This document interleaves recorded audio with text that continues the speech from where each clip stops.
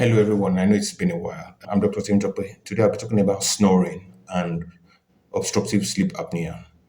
Snoring is the noise caused by the turbulence of air coming through your airway when the throat muscles are relaxed or there's an occlusion along the airway. It's usually mild and sometimes people ignore it, but it could be a nuisance to you yourself and to your partner, and it also affects your daily productivity. What are some of the symptoms we notice with snoring? Daytime sleepiness, because you've not had enough sleep at night.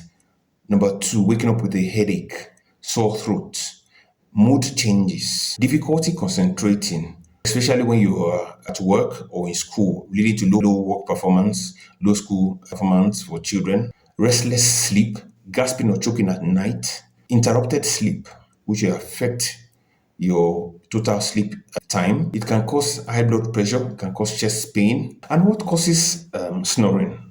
Number one, narrow airway. For some reason, anatomically, your mouth cavity is small, your airways cavity is small. We see that in people that have Down syndrome, they have smaller chin, so their tongue seems to be protruding, and tongue easily falls back and blocks the airway when they're sleeping, especially when they're unconscious. Consuming excessive alcohol, especially near bedtime, so binge drinking and bedtime consumption of alcohol can also cause the throat muscles to relax and then increase chances of having snoring sounds when you're sleeping. People that have nasal problems, the septum is probably deviated, tonsil problems, adenoids problems. This can cause turbulence in the airway and result in snoring. People that have not gotten enough sleep, we have that's the sleep deprivation. We have relaxed throat muscles and then labored breathing at night, causing snoring. Of course, if you are sleeping on your back, there's a higher chance that the tongue will fall to the back and occlude the airway and cause that gurgling or grunting or snoring sound. And people that are overweight can also fall into this category. What puts you at higher risk of having snoring or snoring at night? Number one, being a man, there's two to three more likelihood of men having snoring problems than women. Being overweight. Being overweight means that your body mass index is high. For the height that you have now, your body weight is more than what you should have for that height. Family history of having sleep apnea, nasal problems in itself, and like I mentioned before, having a narrow airway.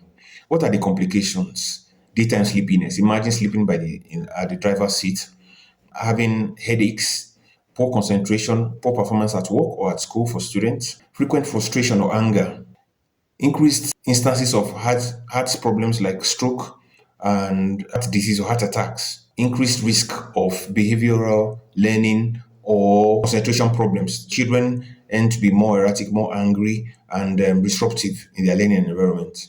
The complication of this, the main complication, the most common complication is obstructive sleep apnea, which means the airway is completely blocked from getting oxygen to the lungs. And just like snoring, the symptoms are far, far more severe.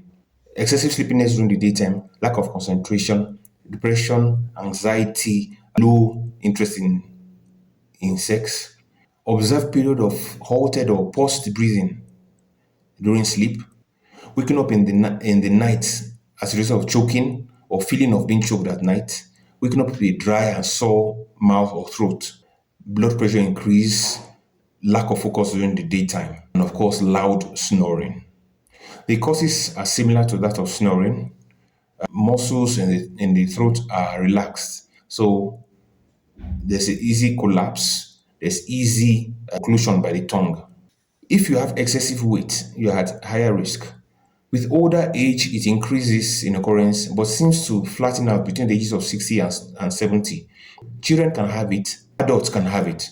People who smoke will have more chances of having obstructive sleep apnea, as well as people who drink alcohol, especially a lot.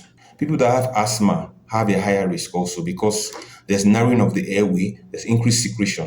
People that have complications of COVID-19, yes, I know it's past, can also have increased likelihood of having obstructive sleep apnea. The doctor wants to do a test during your sleep time to find out how much oxygen your brain is getting, how much sleep you're actually getting, what's your sleep time activity. Are you actually restless? Are you getting enough sleep? What was your day like? What's your routine like? What's your alcohol intake like? Do you take alcohol? Do you smoke cigarettes or any other medications? All this are taken into consideration, and they call it polysomnography.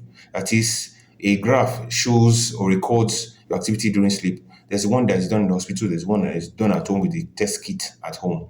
With that, focusing on the solution, is it a thyroid problem? Is it a tonsil problem? You can begin to find out what the solution will be and a specific treatment so that you can stop snoring. But broadly, sleeping on your side, reducing your weight, making sure that your pillow is not too hard or too soft, so your head is positioned properly. Exercise, making sure you're sleeping in a conducive environment. All this can help to get better sleep pattern and cure you of sleep apnea, obstructive sleep apnea syndrome.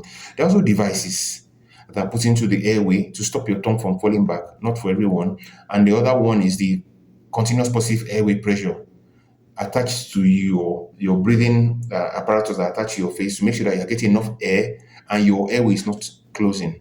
I hope with this we're going to talk about obstructive sleep apnea and snoring. I'll see you on the next one. Bye bye.